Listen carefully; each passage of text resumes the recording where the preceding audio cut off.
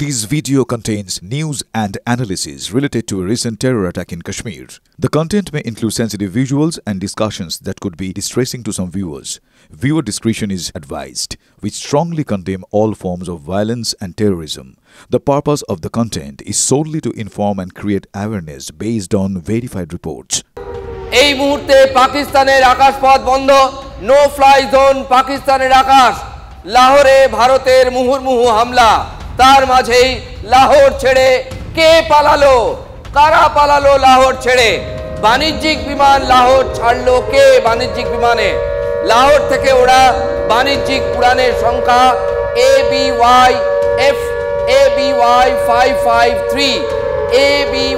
553 লাহোরে এখন শুধু সামরিক বিমানের ওঠানামা। তাহলে কমার্শিয়াল ফ্লাইট উঠলো কি করে? কারা পালালো? কোন ভিভিআইপি পাকিস্তানের? চলে যাব আমাদের পলিটিক্যাল এডিটর অনির্বাণ চক্রবর্তীর কাছে, অনির্বাণ সিনহার কাছে। অনির্বাণ রয়েছে নিউজ রুমে। অনির্বাণ, কারা হতে পারে, কি সন্দেহ করা হচ্ছে? আমি জানাবো রাজা, এক এক করে সবটা জানাবো।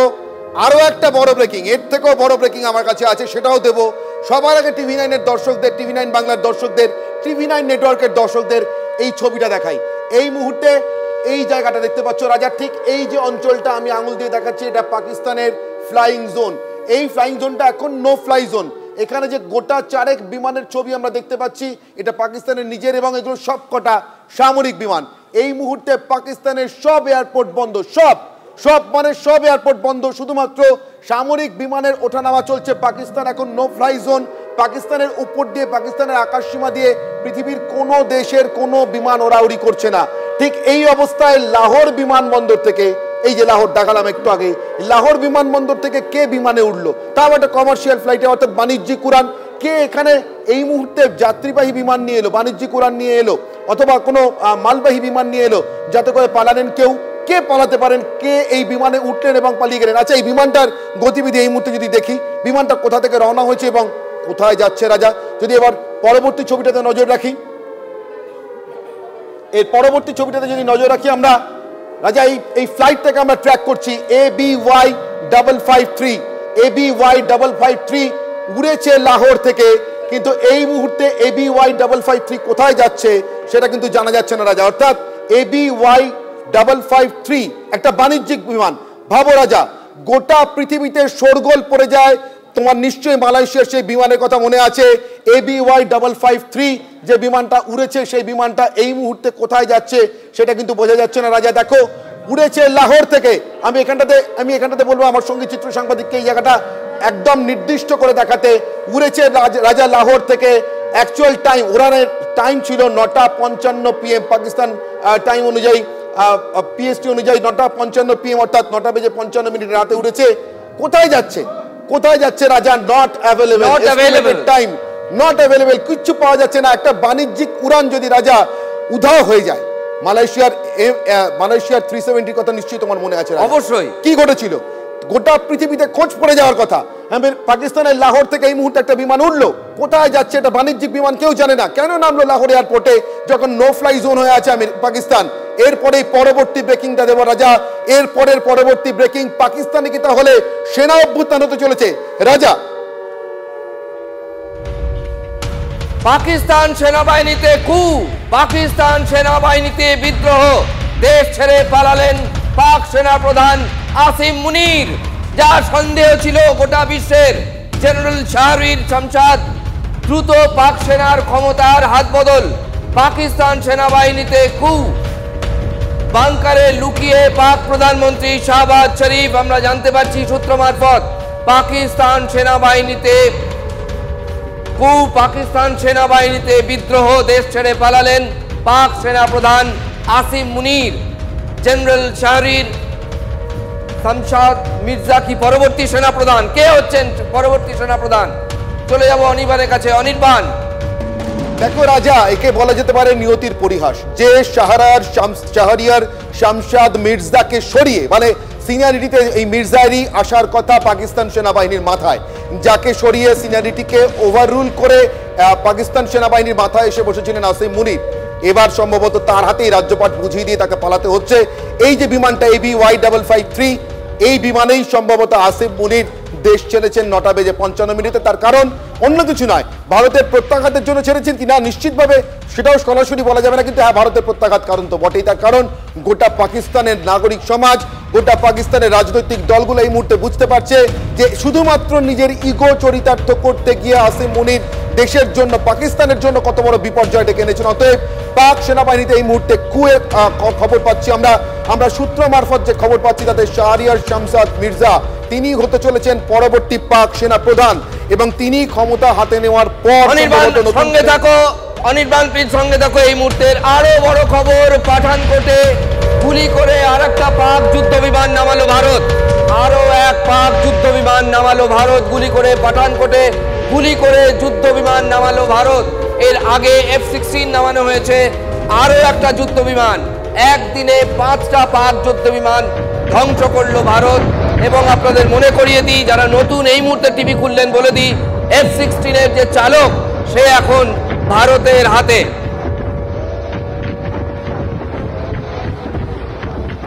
সেই ছবি এবার আপনাদের দেখাবো যে পাক পাইলট এখন ভারতের হেফাজতে। দেখুন F-16 পাইলট ভারতের হেফাজতে। এই মুহূর্তে সেই ছবি দেখতে পাচ্ছেন TV9 বাংলায়। সবার আগে আপনাদের এই ছবি দেখাচ্ছি যে চালককে ভারত গ্রেফতার করেছে, যে যুদ্ধ বিমান পাকিস্তানের যাকে নামাতে সক্ষম হয়, ধ্বংস করতে সক্ষম হয় ভারত, তারই চালক গ্রেফতার হয়েছে ভারতের হাতে। প্রদীপ চক্রবর্তী আমাদের সঙ্গে রয়েছেন। প্রদীপ, 5টা যুদ্ধ বিমান এক রাতে, তাতে একেবারে চীন এবং আমেরিকা যুদ্ধে হেরে গেল রাশিয়ার কাছে। যে S-400 নিয়ে ডোনাল্ড ট্রাম্প চাপ সৃষ্টি করেছিলেন প্রধানমন্ত্রী মোদির ওপর, যে S-400 নিয়ে পুরো পশ্চিমী লবির বিরোধের মুখে পড়তে হয়েছিল ভারতকে। যে S-400 নিয়ে ভারতের ভেতর থেকে প্রশ্ন উঠেছিল, যে S-400 নিয়ে কর ডাকার টাকার অপচয়ের কথা উঠেছিল, সেই S-400 আজ গোটা ভারতকে বাঁচিয়েছে, গোটা উত্তর ভারতকে বাঁচিয়েছে, গোটা পশ্চিম ভারতকে বাঁচিয়েছে। পাকিস্তানের সমস্ত আক্রমণ প্রতিহত করেছে S-400 মিসাইল ডিফেন্স সিস্টেম, যা আমাদের অল ওয়েদার ফ্রেন্ড রাশিয়া আমাদের দিয়েছিল। এবং একদিনে 5টা যুদ্ধ বিমান অসমর্থিত এবং সমর্থিত সূত্রে যা খবর পাচ্ছি, একদিনে বলা যায় এক বেলায় 5টা যুদ্ধ বিমান পাকিস্তানের গুলি করে নামিয়েছে ভারত। এবং এটা পৃথিবীর ইতিহাসে সবচেয়ে বড় ডগ ফাইট হয়েছে। CNN আন্তর্জাতিক সংবাদ মাধ্যম CNN একটা ব্রেকিং দিয়েছে যে 125টার ওপর ভারতীয় এবং 125টার ওপর পাকিস্তানের অ্যাডভান্স যুদ্ধ বিমান আকাশে লড়েছে। গোটা পশ্চিম সীমান্ত বরাবর, গোটা কাশ্মীর সীমান্ত বরাবর ভারতের ডগ ফাইট হয়েছে এবং 5টা যুদ্ধ বিমান ভারত গুলি করে নামিয়েছে। এর আগে 2টো J-17 যুদ্ধ বিমান গুলি করে নামানোর কথা পাকিস্তান নিজেই স্বীকার করেছে। TV9 বাংলার দর্শকদের সেই স্বীকারোক্তি আমরা রাত 9টার না বললেই নয়তে দেখিয়েছি। এবং এবার 5টা যুদ্ধ বিমান নামালো ভারত। সঙ্গে থাকো, এই মুহূর্তে দেখতে পাচ্ছেন যে ছবি পাকিস্তানের, এই মুহূর্তে ইন্ডিয়া গেটের ছবি আপনারা দেখতে পাচ্ছেন। দেখুন দিল্লির ইন্ডিয়া গেটের ছবি এই মুহূর্তে আপনারা দেখতে পাচ্ছেন।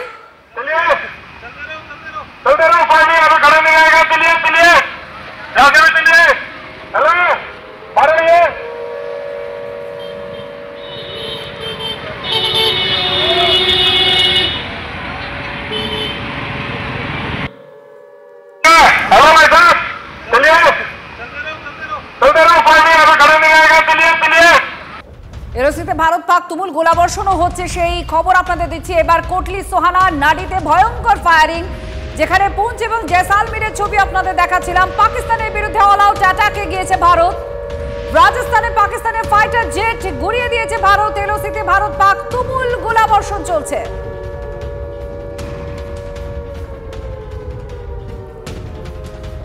আচ্ছা, বালুচিস্তানে পাকিস্তানের যে সেনা ছাউনি রয়েছে সেখানে হামলা চালানো হয়েছে। এই মুহূর্তে বড় খবর, একেবারে নাস্তানাবুদ। অমৃতাংশুদা, বালুচিস্তানে দেখো, বালুচিস্তানে যখন পাক সেনা ছাউনিতে আক্রমণ করা হয়েছে এবং সেখানের গ্যাস লাইন উড়িয়ে দেওয়া হয়েছে, এবার এটা হয়তো দেখা যাবে একই সঙ্গে যখন ভারত চারপাশ থেকে আক্রমণ করছে পাকিস্তান বেসামাল, সেই সময় বালোচ লিবারেশন আর্মি হয়তো তারা এই ফাঁকে তারা রীতিমতো পরিকল্পিত উপায়ে সাম্প্রতিককালে বারবার আক্রমণ শানাচ্ছিল। নিজেদের পতাকাও তারা উড়িয়েছে, নিজেদের পতাকা উড়িয়েছে এবং এই বালোচ আর্মিরা গতকালও তারা কিন্তু একটা হামলা চালিয়েছিল, একটা বিস্ফোরণ ঘটিয়ে 12 জন পাক সেনা অফিসার তাদের উড়িয়ে দিয়েছে তারা। এবং এই মুহূর্তে গোটা বালুচিস্তানে মোটামুটি তারা নিজেদের কবজায় করে নিচ্ছে এবং পাক সেনা কিন্তু ওখান থেকে পালিয়ে বাঁচছে, এরকম একটা পরিস্থিতি হয়ে গেছে। ফলে আমরা যেটা বলছিলাম, হয়তো দেখা যাবে যে গোটা জায়গাটায় টুকরো টুকরো হয়ে যাচ্ছে পাকিস্তান, এটা বোধহয় খুব একটা অস্বাভাবিক কিছু না। গৌরব আমাদের প্রতিনিধি এই নিয়ে আরো আপডেট দিচ্ছেন। গৌরব, কি খবর পাওয়া যাচ্ছে? কারণ আমরা দেখেছি হিংলাজে বালুচিস্তান লিবারেশন আর্মি তাদের পতাকা উড়িয়েছে, পাকিস্তানের পতাকা নামিয়ে এবার পাক সেনা ছাউনি তারা উড়িয়ে দিল। আর গ্যাস পাইপলাইন, একটা জ্বালানি, সেই অংশটাকেই তারা উড়িয়ে দিল। কি খবর পাওয়া যাচ্ছে? হ্যাঁ, আপনি দেখো এই মুহূর্তে বালুচ আর্মি এবং একদিক দিয়ে ভারত দুয়ের সাঁড়াশি আক্রমণের মুখে পাকিস্তান। বালুচিস্তানে আগে থেকেই পাকিস্তানের জন্য যথেষ্ট চ্যালেঞ্জিং ছিল, সেখানে এখন সিচুয়েশন অত্যন্ত গম্ভীর। পাকিস্তানকে লড়তে হচ্ছে এখন দুটো ফ্রন্টে, একদিক দিয়ে ভারত আক্রমণ চালাচ্ছে, আরেক দিক দিয়ে বালুচ বিদ্রোহীরা পাকিস্তানকে বড় সড় চ্যালেঞ্জের মুখে ফেলে দিয়েছে। সেখানে একাধিক গ্যাসের, ওই অঞ্চলটা একাধিক প্রাকৃতিক গ্যাসের খনি রয়েছে, সেখানে একাধিক জায়গায় হামলা চালানো হয়েছে। একাধিক পাক সেনা শিবির ছিল, সেখানে হামলা চালানো হয়েছে। বালুচ বিদ্রোহীরা এইভাবে ক্রমশ কোণঠাসা করছে ওখানে পাকিস্তানকে, এবং একদিক দিয়ে ভারত ক্রমাগত হামলা চালাচ্ছে। সব মিলিয়ে পাকিস্তান এই মুহূর্তে সব থেকে বড় শোচনীয় অবস্থায় রয়েছে। আত্রেই ধন্যবাদ, আমাদের প্রতিনিধি আপডেট দিচ্ছিলেন। অমৃতাংশুদা, অত্যন্ত গুরুত্বপূর্ণ একটা বিষয়, কারণ এই গ্যাস পাইপলাইন অর্থাৎ জ্বালানির উপরে আঘাত হানা, এটার বড় কারণ হচ্ছে ওই জায়গাটা, অর্থাৎ ডেরা বুকতি বলে যে জায়গাটা, এটা হচ্ছে পাকিস্তানের প্রাকৃতিক গ্যাসের ভান্ডার। সেখানে 100টারও বেশি গ্যাসের খনি রয়েছে। সেইখানে যদি বিদ্রোহীরা কবজা করে নেয় এবং একই সঙ্গে যদি এই গ্যাসের পাইপলাইন উড়িয়ে দেয়, তার মানে হচ্ছে ওখান থেকে কোনো জ্বালানি আর পাকিস্তানের অন্যত্র পৌঁছবে না। অর্থাৎ পাকিস্তান সমস্ত দিক থেকে তাদের কিন্তু এরপর তারা জ্বালানি পাবে না, এরপর তাদের পেট্রোল শেষ হয়ে যাবে। এটা তো আমরা আগেই জানতাম যে পাকিস্তানি এর আগেও অতীতেও আমরা দেখেছি খেতে পাচ্ছে না, তারা পেট্রোল সেনাবাহিনীর জন্য যথেষ্ট দিতে পারছে না বলে সমস্ত ফ্লাইট উঠতো না। তো এখন তাদের যা জ্বালানি ছিল, যা তাদের নিজেদের পেট্রোল ছিল, রসদ ছিল, সমস্ত কিছু শেষ হয়ে যাবে। এবং পাকিস্তান কোথায় যাচ্ছে আমরা যা খবর পাচ্ছিলাম, শাহবাজ তিনি একটা বাংকারের মধ্যে রয়েছেন। হ্যাঁ, ঠিক এখানেই যে প্রশ্ন উঠে আসছে, যেটা চিরাচরিতভাবে পাকিস্তানের ক্ষেত্রে আমরা দেখেছি, যে পাকিস্তান সেনাবাহিনীর অভ্যুত্থান বা কোনো রকম বিদ্রোহ কি জানা যাচ্ছে? সূত্রে যা খবর, খোঁজ পাওয়া যাচ্ছে না পাক সেনা প্রধান আসিম মুনিরের। তাকে আমরা বীর বিক্রমে দেখেছি, অনেক কথা ভারতের বিরুদ্ধে তিনি বলেছেন, এমনকি হিন্দু ধর্মের উল্লেখও তিনি করেছিলেন। আর সেই জেনারেল শাহরির শামজাদ মির্জা, তার যে অপোনেন্ট বলা হয়, তাকেই কি পরবর্তী সেনাপ্রধান হিসেবে তাহলে পাকিস্তান পেতে চলেছে? একেবারে যে বিমানবন্দরে বিমান যাত্রীদের জন্য বিশেষ নির্দেশিকা যা দেয়া হলো, এবার থেকে বিমান ছাড়া 3 ঘন্টা আগে, আপনাদের খেয়াল থাকবে ডোমেস্টিক ফ্লাইটের ক্ষেত্রে 1.5 ঘন্টা আগে পৌঁছতে হতো এবং ইন্টারন্যাশনালের ক্ষেত্রে 3 ঘন্টা আগে, এবার সেটা পরিবর্তন করা হলো। বিমান ছাড়া 3 ঘন্টা আগে পৌঁছতে হবে বিমানবন্দরে। কমলেশ রয়েছে আমাদের সঙ্গে। কমলেশ, দেখো এই মুহূর্তে আমাদের যারা দেখছেন TV9 বাংলা, আমাদের নাগরিকদের জন্য, ভারতের নাগরিকদের জন্য খুব গুরুত্বপূর্ণ খবর, যারা আগামী কয়েক ঘন্টার মধ্যে বিমানে চড়তে যাবেন। কারণ যেহেতু এই ভারত পাকিস্তানের সংঘর্ষের মধ্যে সমস্ত বিমানবন্দরের নিরাপত্তা অনেক বাড়ানো হয়েছে, সিকিউরিটি চেকিং অনেকটা সময় ধরে করা হবে, সেই কারণে বিশেষ নির্দেশিকা দেওয়া হয়েছে যাতে সবাই বিমান ছাড়া, ধরা যাক কারোর বিমান আগামীকাল সকাল 5টায় ছাড়বে, তাকে 3 ঘন্টা আগে, অন্তত 2টোর মধ্যে বিমানবন্দরে পৌঁছতে হবে। তার কারণ চেক ইন কাউন্টারগুলো 1.5 ঘন্টা আগে বন্ধ হয়ে যাবে। ধরা যাক 5টায় যদি কোনো বিমান ছাড়ে, সেটা 3:30টার মধ্যে চেক ইন কাউন্টার বন্ধ হয়ে যাবে। অর্থাৎ হাতে সময় না নিয়ে গেলে অনেকেরই কিন্তু ফ্লাইট মিস হতে পারে। সুতরাং এটা এই মুহূর্তে সকলের জন্য খুব গুরুত্বপূর্ণ তথ্য, যেটা যেহেতু বিমানবন্দরগুলোতে সিকিউরিটি বিফ আপ করা হয়েছে, সেই কারণে প্রত্যেককে বলা হচ্ছে যে ফ্লাইট ছাড়ার আগে, মানে ডোমেস্টিকের ক্ষেত্রেই ফ্লাইট ছাড়ার আগে অন্তত 3 ঘন্টা আগে যেন সবাই এয়ারপোর্টে পৌঁছে যান। ধন্যবাদ কমলেশ। আপনারা দেখছেন সেই ছবি আপনাদের সামনে আমরা একদিকে যেমন তুলে ধরছি একের পর এক হামলা, তার প্রত্যাঘাতের ছবি, একের পর এক যুদ্ধ বিমান ধ্বংস করেছে ভারত। F-16 থেকে শুরু করে পাক F-16 যুদ্ধ বিমান ধ্বংস করেছে ভারতীয় সেনা। আর তার পাশাপাশি আরও একটা আপডেট, যেরকম আপনাদের সামনে আমরা তুলে ধরলাম এই মুহূর্তে, যে সমস্ত বিমান যাত্রী রয়েছেন বিমান ছাড়ার 3 ঘন্টা আগে সেখানে পৌঁছতে হবে। সিকিউরিটি রিজনের কারণে সেখানে 3 ঘন্টা আগে পৌঁছতে হবে, কারণ বিমানবন্দরগুলোতে ইতিমধ্যেই নিরাপত্তা বাড়ানো হয়েছে। বিমান যাত্রীদের জন্য বিশেষ নির্দেশিকা জারি করা হলো। বিমান ছাড়া 3 ঘন্টা আগে পৌঁছতে হবে বিমানবন্দর, তার কারণ 1.5 ঘন্টা আগে কাউন্টার বন্ধ করে দেওয়া হবে। চেকিং এবং নিরাপত্তার জন্য এই পদক্ষেপ।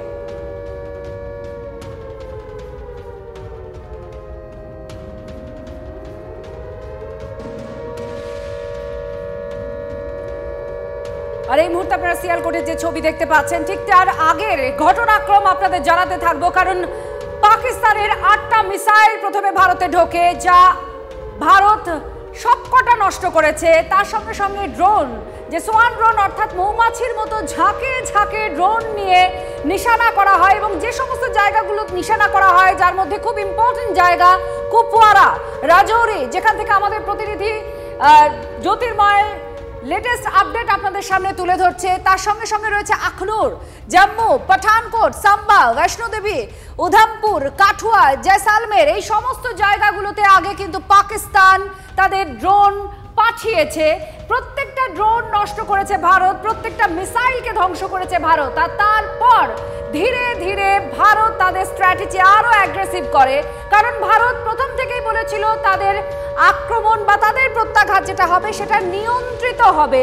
কোনোভাবেই তারা পাকিস্তানের সাধারণ নাগরিক বা সামরিক ঘাঁটিগুলোতে তারা লক্ষ্য করবে না। কিন্তু যখন এই হামলা পাকিস্তানের তরফ থেকে এলো, ঠিক তারপরেই ভারতের স্ট্র্যাটেজি বদলালো। এরপর ঠিক কি হলো আপনাদের দেখায়। ইসলামাবাদ, পেশোয়ার, সিয়ালকোট, লাহোর, বহালপুর এবং করাচি, এই সমস্ত জায়গায় সামরিক ঘাঁটিগুলোতে নিশানা করলো ভারত। প্রত্যেকটি জায়গায় ভারত আঘাত এনেছে, প্রত্যাঘাত করেছে, যার মধ্যে এই যে ছবি দেখতে পাচ্ছেন সেটা সিয়ালকোটের ছবি। জয়সালমেরে যে যুদ্ধ বিমান নামিয়েছে ভারত, সেখানকার একজন চালক, অর্থাৎ সেই যুদ্ধ বিমানের চালক এখন ভারতের হাতে রয়েছে। সেই যুদ্ধ বিমান চালক, তার সম্পর্কে আরো জানার চেষ্টা করছে ভারত, যে তার নাম কিভাবে কি উদ্দেশ্য নিয়ে সে ঢুকেছিল। কারণ একের পর এক যে ঘটনাক্রম সামনে এসেছে তাতে খুব স্পষ্ট পাকিস্তান ভারতের সাধারণ নাগরিক, ভারতের যে ধর্মস্থানগুলো রয়েছে সেগুলোতেই হামলা চালানোর চেষ্টা করেছে, যার জবাব দিয়েছে ভারত। এই সমস্ত ক্ষেত্র যেমন আপনারা দেখছেন, তেমনি LOC বরাবর চলছে তুমুল গোলাবর্ষণ। একের পর এক পরিস্থিতি আপনাদের সামনে আমরা তুলে ধরছি।